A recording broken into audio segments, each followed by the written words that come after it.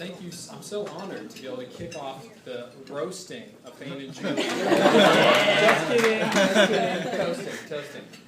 I'm terrible with speeches, super nervous, so I wrote this down. Wow. And that's all I got. Cheers. No, I can't begin to convey just how honored I am to be here today. And as I mentioned, how nervous I am. Because if it was anyone else today, I'd be like, yeah, no big deal. Wing it. It's going to be great. Look around. People are thirsty. They just want to have a drink of their drink. It's going to be wonderful. But it's not with anybody getting ready here today. It's my best friend, Thayne. And I really don't want to shoot this up. So, here we go. I've had the pleasure of Thayne's friendship for the last 15 years. And during that time, what has struck me most is his extraordinary capacity for kindness, his innate generosity, and his seemingly endless patience. I should add, there's also his utter contempt for timeliness. Borderline obsessive-compulsive germophobia. And his lack of any discernible buttocks. I'll take that one. That one, guilty as charged. So we're going to dwell on those traits here today. I would, however, like to share a story with you, which I think highlights Thayne's aforementioned positive qualities.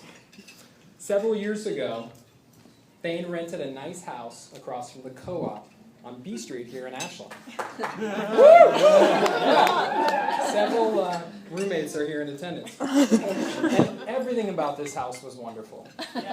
Everything that is except the meth addicts that had uninvited taken up residence in the detached garage.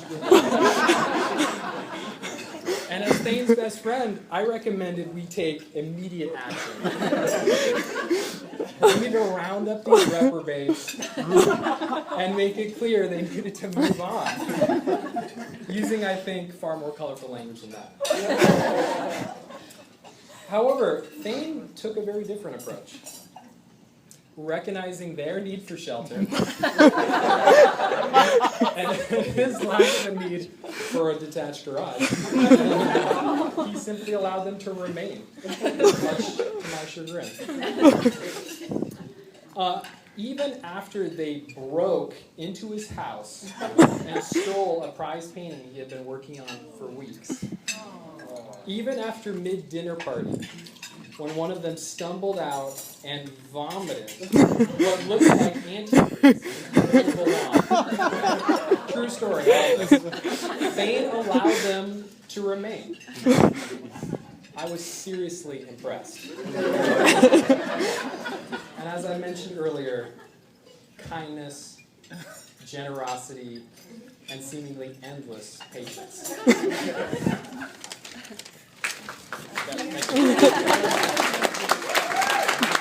Just wait out a little bit.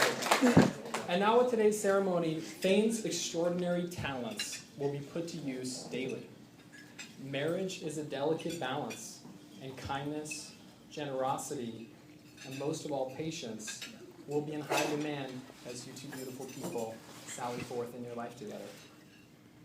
I know firsthand how important those traits are because, as my extraordinary wife, Gretchen Wild, can attest to, I possess none of these useful qualities. But thank heavens that she does. So there's hope for us yet.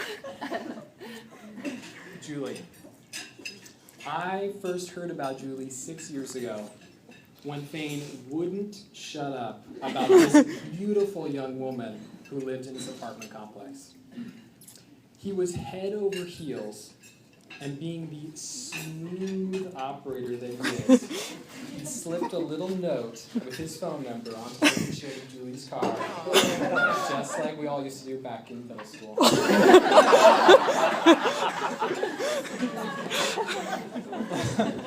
Living quite a ways away, I didn't get the pleasure to really spend time with Julie until January of 2012, when Thayne and Julie attended my 30th birthday party at the Oregon coast.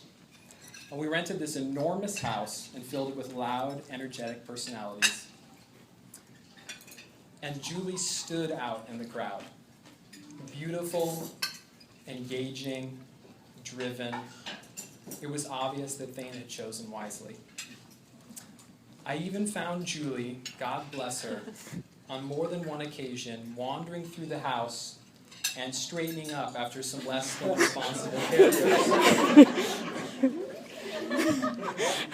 This immediately endeared her to me.